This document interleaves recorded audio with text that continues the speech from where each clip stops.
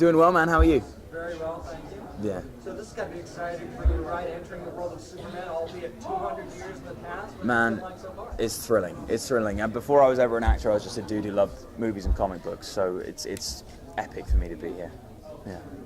Thrilled. So you can tell us a little bit about your character and where we find him in the start of the series. Yeah. So my character Seyg-El is the eventual grandfather of Superman. He is the scion of the once great House of El, that was once at the very top of Kryptonian society, and through no fault of his own, has been stripped of its rank and sent to the very bottom, and essentially is left for dead. So when we meet him, he's been growing up in a very, very harsh environment, and where he has to struggle to survive. And so the elements of this legacy that's out there, and this sense of whatever it was that his family stood for, he's sort of very isolated from it. He's very separate from it. What's real to him and the stakes for him is just making sure he can get through another day, and that's where we meet him at the beginning of our story. What are some of the key relationships for him? Some of the key relationships. So we in Krypton we have some incredible characters, and as well as other houses, and one of them is with IZombie.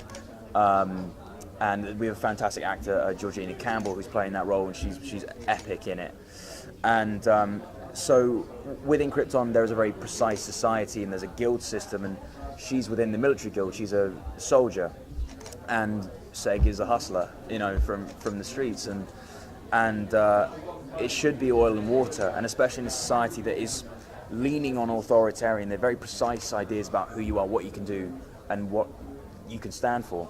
And so for that to happen is an act of rebellion, and that is probably the most central relationship for Seg in the show as we start off. As far as obviously I would imagine you want to make this your own character, your own version of it, but I was also curious if you, as an actor with your choices, if you were interested in honoring the legacy of Christopher Reeve or anything that come before him. Yeah, I mean, our first exposure with this character for a lot of us would have been Christopher Reeve's magnificent performance, and the credence he gave not only to Superman but also to Clark Kent. And I love his performance and everything that he did as a person too, but for me it's about a new story. This is forging a new path, and people aren't really sure what to expect. And that's one of the most exciting things for us, is delivering a new story that's set within this fantastic world that has this great mythology that we're so proud to be a part of. So do you watch all the movies? Yeah, man. Comics, are you a huge fan of it? Yeah, yes. I mean, since I could read, I grew up in the time of the great animated series. So I watched Batman and Superman and JLU and Batman Beyond, and so I knew who these characters were. That was the time when nerd culture was starting to become pop culture. And then I think I was 10. I was wandering around a bookshop, and I found that one of those big encyclopedias on Batman, and I was like, there were 3 Robins, and then this guy, and that was the first time I realized how deep these stories were and how interconnected their relationships were, and it blew my mind. It is mythology, and since then, the first trade paperback I bought was Jeff Johns' Teen Titans run, and that was the thing that made me a comic book fan, and I've been buying comic books ever since, still do. Yeah. So how did it feel when you got this role? Oh God, I mean, as an actor, I started out in London. I was doing, stage, and aspired to do stage and indie film for the rest of my career. So this was something I never even dreamed of. It was so far off the radar for me, and I was just content to be a fan. So now that I'm a part of it, it's a dream. It doesn't feel real. I feel like I'm going to wake up any second. And your character, will you have help clearing your name?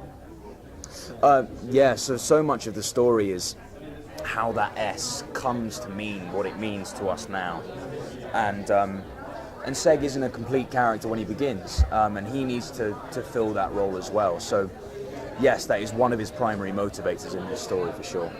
Yeah. Of course. Yeah.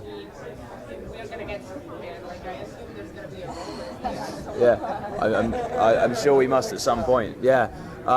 Yes, there is the forbidden relationship with IZombie. It's the star-crossed Romeo and Juliet story.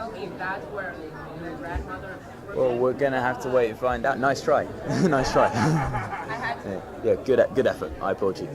Yeah. I was also curious, is the show connected to the Krypton film universe, or is it a standalone separate thing? The thing is, DC is so great in letting people grow and develop their own paths, and we don't want to answer that question just yet, and we want to forge our own path. That's the most important thing for us now, and tell the best story we can, whilst paying homage to the things that have come out before and the things that are coming out now. And I can tell you that there will be some incredible characters that you would be familiar with, who you might not expect to see on Krypton. Yeah, we're looking forward to it. Yeah, thank you guys. Thanks so much. Thanks, guys.